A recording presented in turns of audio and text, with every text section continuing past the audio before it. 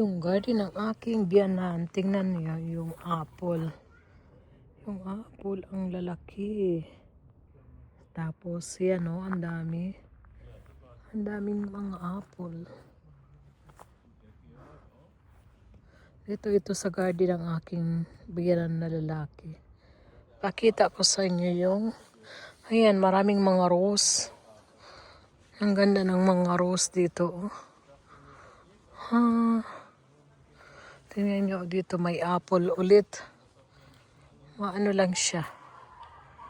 Yung mababa lang. Ayan guys. Ito ko kayo sa garden ng aking biyanan na lalaki. Ayan o, apple. Tapos yan, may apple din. Ang ganda. Dito kami bumisita. Doon mayroon siyang swimming pool. Ayan, mayroon pa din apple doon. Oh, ito naman green. Green. Tapos, ito naman, yung pula. So, ito naman yung kanyang gulay. May rosemary. Ayan o, may zucchini doon. Ang laki. Oh. Ang laki. Tapos, meron din ditong beans, Baguio beans, at saka kamatis. Ayan. Tapos, yung swimming pool nila. Mayroon din ente.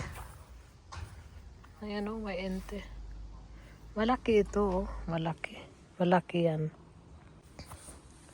Ayan, may mga flowers. Tapos, yung tomatoes. Mayroon dito mga plum. Pakita ko sa inyo. Ayan o. May plum. Ayan, maraming bunga. Yan ang plum tree. Yung plum tree. Ayan o. Ang dami. Ayan. Tapos ito yung apple. Yung apple nila. Ang daming mga bunga. Mayroon ibinigay sa amin, di ba? Ayan. Mababa lang. Maganda, hindi mo na kailangan akyatin. Kasi may ibang mga apple na kailangan mo pang akyatin. Nakakatuwa, di ba? Pagka yung may mga prutas ka dito sa garden, di ba? Ang dami. Dami-daming bunga. Tapos ayan, may rose. Di ba? Ang ganda. Ganito yung gusto ko, yung marami kang mga kutkutin dito sa Ang laki ng garden nila. Pwedeng libangan. Pagka yung pensyonado ka na tapos wala kang libangan, maganda talaga yung may garden ka kasi exercise tapos exercise at saka may fresh na kakainin ka pa rin at organic pa. Yan naman ay olive. May olive siya dyan. Diba? Ayan, may plum din. Plum din yan, Bali, dalawa yung kanilang plum, tree. And oregano. Tapos ito, hindi ko alam. Prutas din ito. Tinanim nila.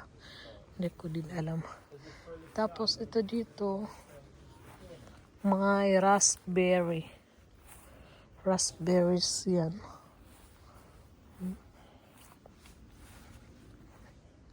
Yung feta hene.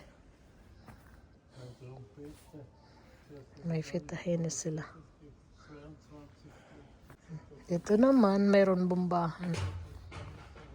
Pwede kang magbomba dito ng tubig ko. Wala. Basilicum. Sagis gerade deo. Mein Vaters, mein Schwiegervaters Weintrauben. Die heißen Uhudler. Uhula. Uhudler. Uhudla. Ang bango-bango. So alis tayo guys, at pupunta kami sa sa father-in-law namin. Ay, ko pala. At in-invite kami ng lunch bago kami pumunta sa kanila. Bibili muna ako ng flowers para sa kanya. At mainit ngayon mga sangkay.